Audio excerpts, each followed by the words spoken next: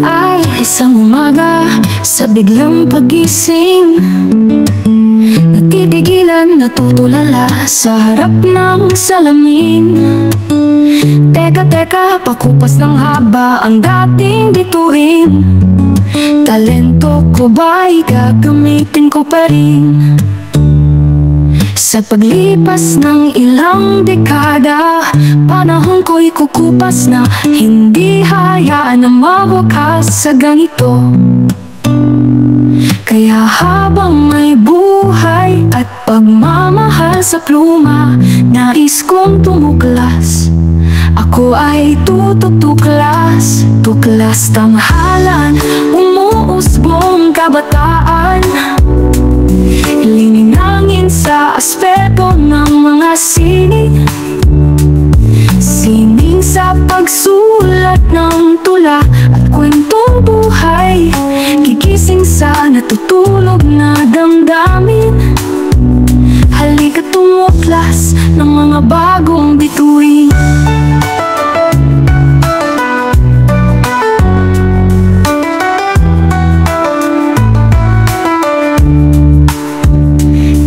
Halina, tumuklas ng mga bagong bituin. Mga kabataang sa panulat ay may angking galing. Hayaan ihayag ang kanilang damdamin, magiging daan upang magkaroon ng ningning na susunod sa aking simulain. Sa paglipas ng ilang dekada, panahon ko'y kukupas na. Hindi katsamahan mo akong tumuklas, tutuklas ng mga bagong bituin.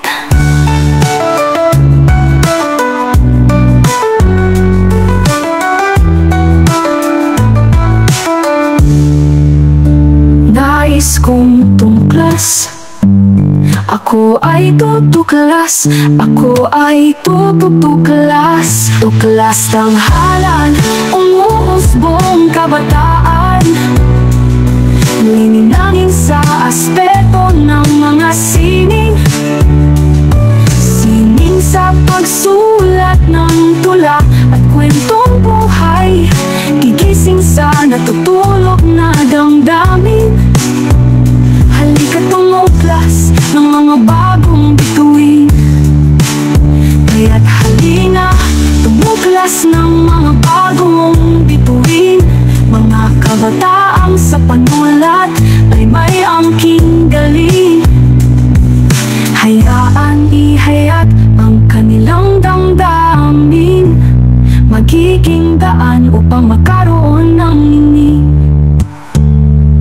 na susunod sa aking simulain.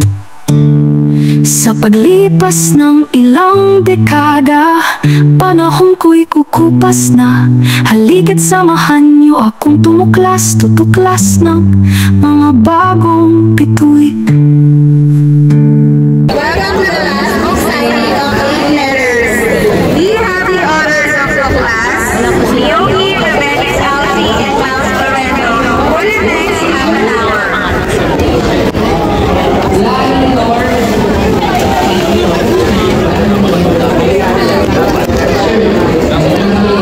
Let's have a quick Q&A regarding this book.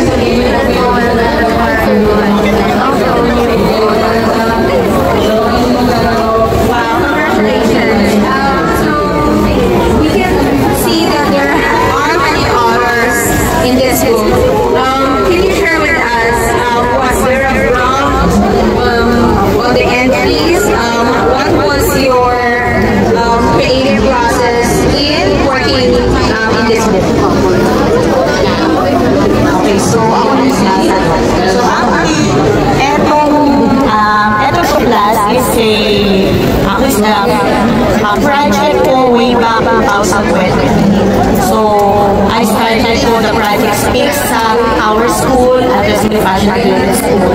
So, na-mentor ako ng mga students together with another from the NCCA.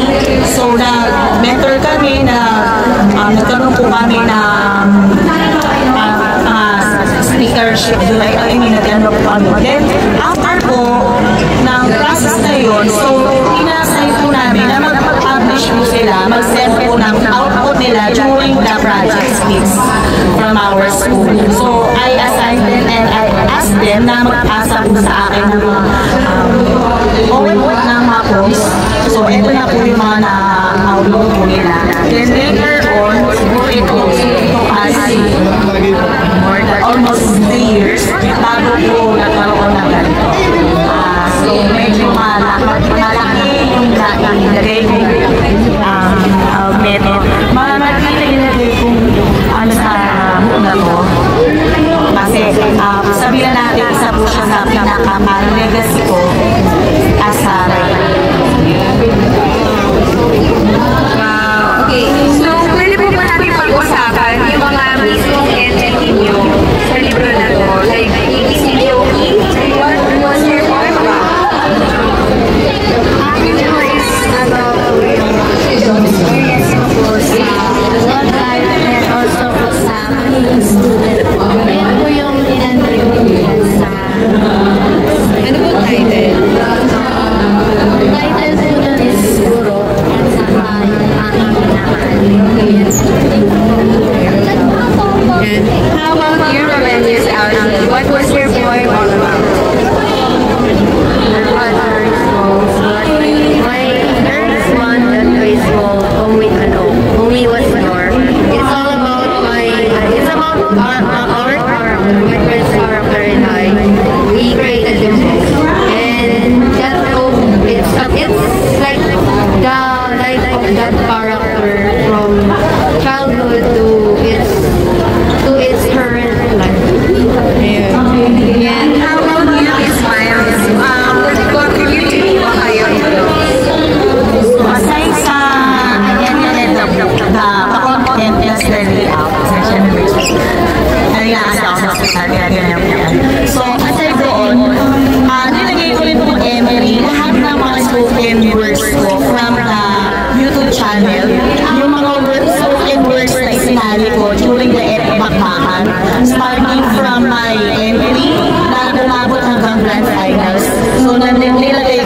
including the entry na pinerform ko po sa church namin. Mga spoken words po na mapapanood niyo po kung may YouTube channel, Miles Loreto.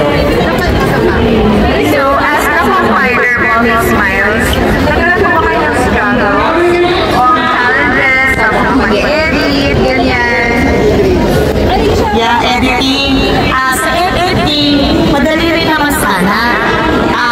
And besides, hindi ko naman, ang ginagawa ko lang po dito is the content itself. But yung mismo grammar and everything, I asked the help of our master teachers from Filipino and English department. So sila po yung gumawa talaga ng editing niya. So hindi ko siya masyadong problema. Yung mismo process lang talaga, ang medyo mahirap because igagather mo kasi yung mga libro or yung mga entries from the different authors na nandiyan. Plus, yung word ko kasi is overloaded from being a teacher, syempre, coaches ka, tapos bata ako, may anak ako. Plus, of course, may mga struggle din naman ako sa sarili ko. At syempre, nagsusulat din kasi ako ng sarili ko. Kaya yun yung mga possible na sabi natin struggle. But aside from that, wala naman. Ayan, pwede mo ba magbasa ng mga excerpt mula sa kanilang gawa? Reading we can start with Yoki. Ayan, pwede Okay. Instead of ano po, may theme song na po kasi yan. Yes po, may theme song po yan. So, instead na po magbabasa kami, why not ask na lang po natin si Mrs. Via Rivas to sing the theme song of the class. Okay. Yes po.